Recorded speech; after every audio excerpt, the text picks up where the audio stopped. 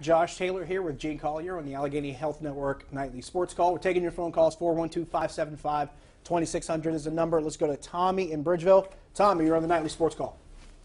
Hey, fellas, how you doing? I just wanted to make a comment that I think the officiating has been atrocious.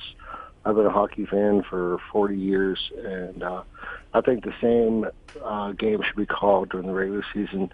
I give a little leeway in the playoffs, but Connor Sheeran getting cross-checked in the back of the head 4 times and no call, and people getting gouged in the eyes. It's ridiculous. It's spearing in the belly. It's ridiculous. You gotta make a call.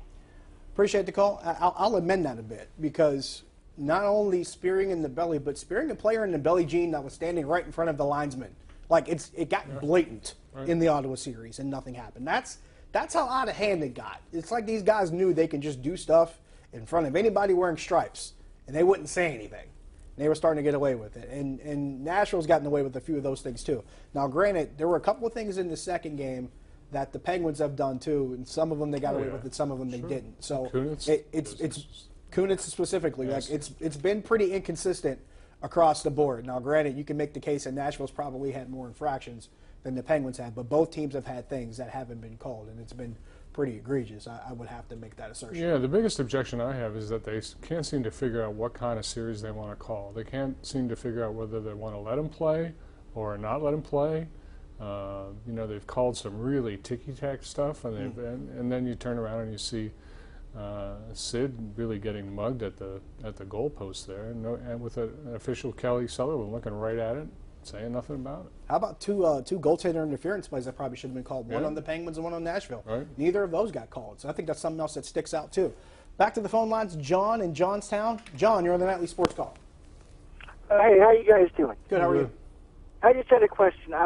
What do you think about this team going forward if a dynasty? Do you think with Sidney, Malkin, and then with the young guys coming up, do you see this team just not just rebuilding, but just moving forward and maybe 3 or 4 in the next couple of years? Appreciate the call. I have an answer to that, and I don't want you to think this is against you, because this is nothing against the question that you asked. But the last 2 times we asked ourselves that question were probably around 2010, correct me if I'm wrong, and the time before that was around 2003, right, Gene? And here's what happened. 2003, David Volek ruined that party at Mellon Arena, then Civic Arena at the time. The other time was 2010. And wasn't it Montreal that ruined that one in 2010 for the Penguins? After winning in 2009? Yaroslav Halak. Shout out to my producer, John, for remembering Yaroslav Halak in that series. And Montreal spoiled that party. I like what's going on here. Don't get me wrong. I'd love to see the party keep going. But when we get into those kind of talks, that's usually when things run into a brick wall. Chicago was saying the same thing, and they went and got swept by Nashville this year. So assuming might be a little bit premature for that. I'll wait till after the third one, and maybe we'll start talking dynasty. We'll go to Bill and Garfield real quick here before we take a break. Bill, you're on the Nightly Sports Call. Guys, how are you this evening? Good, how are you? All right, Josh, real fast. David Volek was 1993, not 2003. Did I say 2003 or did I say 1993? Yeah, you did. But the reason I'm calling is about the Conn Smythe calls you've been getting the last 2 nights. And let me tell you what a joke the Conn Smythe Award is, okay? Last year, the media made it political, and it was so deserving of Phil Kessel leading the team and scoring in goals, but they would not vote for him, the Canadian press, because he was considered a cancer in a Maple Leaf locker room.